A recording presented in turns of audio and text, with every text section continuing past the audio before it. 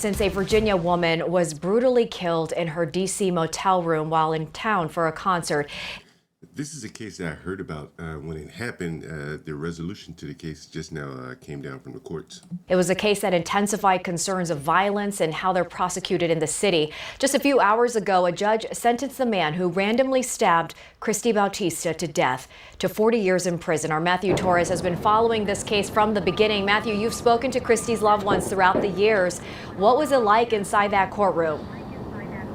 Yeah, Annie, I can't overstate how emotional and heartbreaking it was to be in that courtroom as loved ones read their victim impact statements. The defendant, George Sidner, kept his head during that entire time as he was called evil and a monster for killing and stabbing Christy Bautista 34 times. About 100 family and friends of hers showed up in person or online for this moment, some of them wearing this gold butterfly hair clip in honor of Christy and her free spirit.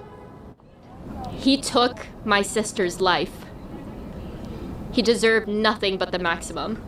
Emily Bautista held nothing back in the courtroom as she urged a D.C. judge to hand down the maximum sentence for the man who viciously killed her sister. The judge sentenced George Sidner to the maximum 40 years plus supervised release, saying this needs to serve as a message that senseless violence is unacceptable. This has made our family become a shell of what it was. All we wanted is to have Christy with us. In March 2023, 31-year-old Christy Bautista just checked into the Ivy City Hotel to attend a concert in Northeast. Surveillance cameras captured George Sidner biking to the hotel and randomly peeking into her window. About 15 seconds later, he barged in with a knife as Christy was ordering pizza. Christy tried to escape and yelled for help twice, but prosecutors say Sidner yanked her back, locked the door, and stabbed her 34 times to the point the blade broke. When police arrived, attorneys say he sat calmly, callously smoking a cigarette with her blood on his hands. Just the randomness of it all is,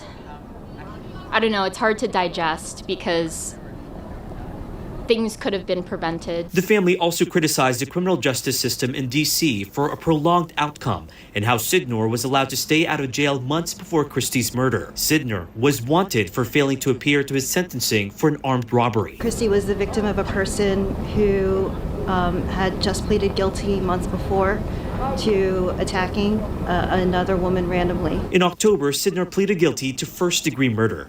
Family and friends say while they'll never know the motive, they will continue to honor Christy by remembering her bright personality and love for music and plants. While they got justice, they know it's not enough. And I just feel a humongous hole in my heart, as my parents do, as my sister does, as everyone does, of having lost Christy and never being able to talk to her again, to love her, to hug her.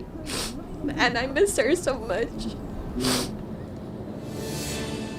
Now, George Sidner was brought into the courtroom in a wheelchair. His defense attorney tried to argue that he deserved 35 years, instead citing that he had drug addiction as well as that he was remorseful and his poor health. And he did say a statement today saying that he did not intend for this to happen, saying, quote, "I am terribly sorry." The family of Christy Bautista is not convinced. Annie? That is amazing. No remorse there. He said he didn't mean for it to happen, even though he stabbed the lady 35 times, apparently to the point where he broke the knife off in the lady. What's interesting is I had a lady come by and take a look at her room today. And so she was telling me that where she works, she works at she used to work at like the crazy house or something like that, where, you know, they were like crazy people. So here is a video of her talking about that and some of the people that she worked with. And for those of you that say women don't belong in the workforce and things like that, you might find this very interesting. I'll see if I can pull this up.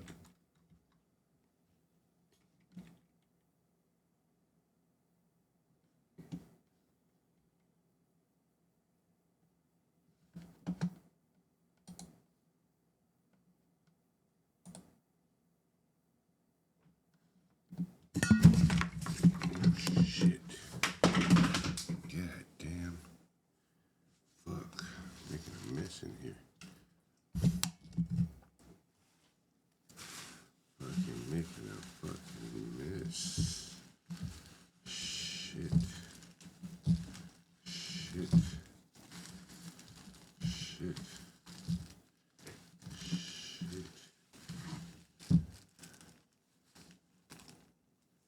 Coughing and shit everywhere. Wasting coughing and shit every fucking where. The fuck? How the fuck did I do that?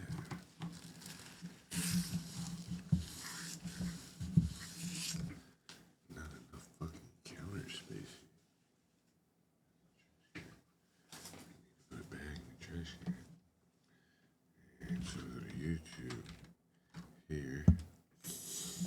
And we go to Hardy's Killer. Here.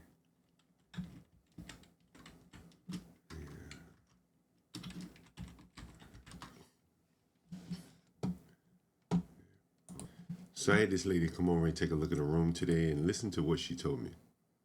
There you go. All right. Yeah. So you know, it takes one. It takes some for everybody. You know what I mean? yes, Working with the crazy. my one boss, she said, "You really don't let nothing get to you." I said, "Girl, I used to work with serial killers." She was like, "Oh my gosh, Really? yeah." Where?